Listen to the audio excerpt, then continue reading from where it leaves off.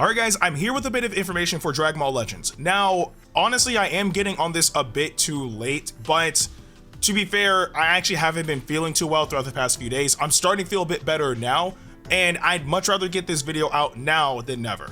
But we do have a brand new Legends team newsletter in the news section of Dragon Ball Legends, and they give us a few updates that we can expect to see come into the game in the future. Now, before all of that, we also do get like a quick thing about the Legends Battle Royale. So just quickly going through part of it, it says the recent Legends Battle Royale event is aimed towards high-level PvP players, but we hope that the party formation requirements and special rules of this mode provided everyone with a fun alternative to regular raiding matches. And also, we are planning to hold Legends Battle Royale events more frequently in the future, starting from early October. So if they're doing it starting from early October, then I'm pretty sure they should be talking about it in this reveals and stuff that'll be happening tomorrow. But if not, then maybe the first week of October they'll probably talk about it. But the thing that they're talking about, saying the special rules of this mode was, and I think this is something that should be standard from here on out, is that in this recent Legends Battle Royale, they locked Rising Rush for 30 timer counts. Let that sink in. They locked Rising Rush for 30 timer counts. Even if you got Rising Rush quickly, if 30 timer counts did not pass, you are not able to utilize it. And I think that's something that should be standard, because there's too many characters in this game that are able to get the Dragon Balls at lightning speed. So if they can make that to a standard thing, I would be completely down for that, and I 100% would welcome the change ultimately. But putting that aside, we actually have the main information about this newsletter. So the very first thing is the player AI. So it says, in an upcoming update, we will improve the performance of player AI during auto mode. The existing player AI is inefficient, so we are currently making adjustments to minimize instances of unnecessary actions as much as possible.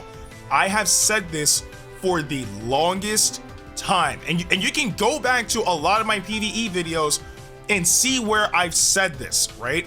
Actually, I think I even said it in the recent full power battle. If not this one, then maybe the one prior. But I've said it on multiple iterations of that game mode, and even some other modes as well. The player AI, specifically the player AI, is extremely unintelligent. I've said that so many times, and it's completely unfair, because where the player AI is unintelligent, the opponent AI is insane. And not only that, the opponent AI literally just got a buff recently. They're even smarter than before. Again, the whole thing about, taking out float step and all that stuff, that's because they adjusted the opponent AI. They made it more intelligent. So it's not fair that they make the opponent AI way more intelligent than the player AI, especially when auto mode is a thing and you need your AI to be able to fend off against the opponent effectively, right? And a prime example of that would be Ultra Space Time Rush, where, I mean, everybody has a ton of units at this point, right? Well, unless you recently started the game, then that's crazy. But a majority of people should have a ton of units in the game. And it's not fair that you pair, you get everything set, the requirements, specific units, specific tags, specific element factor, all that stuff, right? You get all those requirements knocked out, you throw them into battle, turn on auto mode, just for them to get wiped out because they don't know when to vanish properly, or they don't know when to follow up their combos properly, or whatever the case may be, or heck, they don't even know when to cover change properly, right? So again, I'm glad that they're adjusting this. This should make auto mode a bit easier in theory, because in truth, I stand by saying that if they're going to increase the player AI, they need to increase it to the exact point of the opponent AI bare minimum. That should be the minimum we should be able to expect. Again, I don't think that there's a point in having an auto mode if the auto mode is useless. So again, I say that it should be up to the opponent AI bare minimum, but we'll see what happens when they give us this update. Now, continuing, Training Battle. Training Battle was replaced with Treasure Battle in the 8/23/2022 update. However, we are planning to bring back Training Battle in an update scheduled for November 2022. This newsletter, Actually, I was going to bring this up too. This newsletter mistakenly stated that Treasure Battle would be replaced with Training Battle. We apologize for the confusion. We plan to make both Treasure Battle and Training Battle available going forward.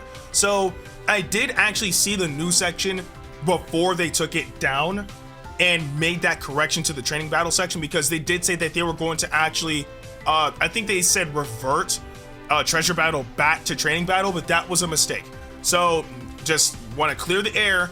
No, Treasure Battle is not going back to Training Battle. They're going to be two separate entities. So it's going to be Rating Match, Treasure Battle, Training Battle. Those will be the standard PvP modes for this game going forward, which is good because I know a lot of people are excited about Treasure Battle, but at the same time are also not, because Training Battle was made for the sole purpose of making it available to everybody to play without the pressure of having to win, right? All of your units were boosted up to 14 stars. All of them were maxed out at level 5,000, if I'm not mistaken.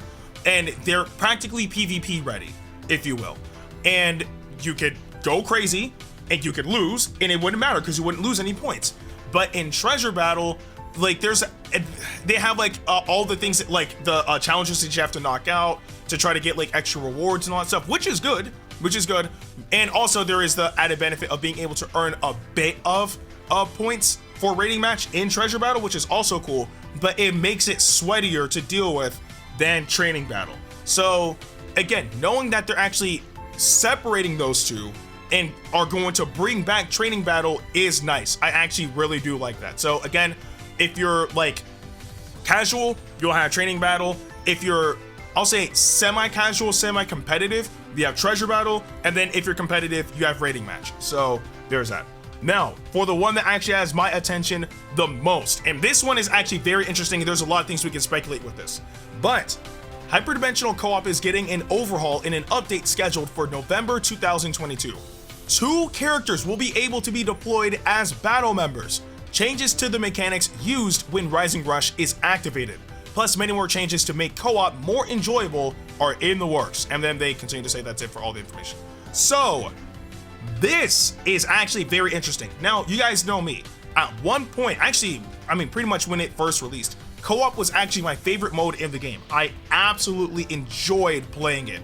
But the issue with co-op is it feels slow. It doesn't feel refined anymore. So because of that, it kind of felt like a chore to play. But now they're trying to make things a bit more enjoyable by making, I would say, necessary changes, right? Now, with the very first thing that they said, 2 characters will be able to be deployed as battle members. I think the wording on this is actually weird. And I say this because it could be either one of 2 things, right? It could be 2 characters total on top of you and your buddy, much like how it is with Full Power Battle, where it's 4v1, right? Or it could mean that 2 characters will join you as you search for your buddy and their 2 characters to fight off against the opponent, right? So I think the way how they worded it is actually weird.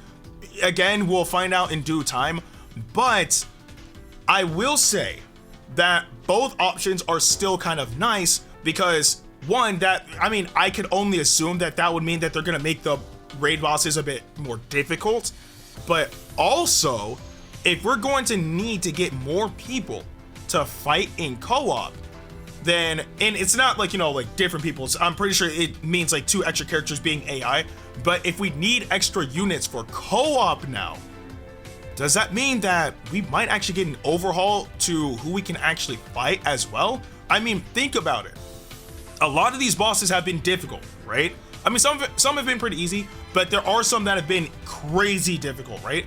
But all have been manageable with just 2 people. So if we need more, maybe we're gonna start getting crazier bosses. Heck, maybe we can fight giant bosses? Who knows? Because if we're able to fight giant bosses, it makes sense that you will need more than 2 people. And if that's possible, then that opens the floodgates for more characters we can actually see come into the game in some way, shape, or form. Prime example, it'd be cool if we had a grade 8 boss, if we fought Janemba as a boss, if we fought Herudegarn as a boss, if we fought Cell Max, as a boss. Like, all of these could become possibilities, but that's honestly just speculation. And then, of course, they're saying that they're making changes to Rising Rush. Which type of changes they're making, I have no idea. Like, I genuinely don't know what they could do to make changes to Rising Rush. I mean, unless they're gonna try to make it like Rising Rush Z or something. I don't know.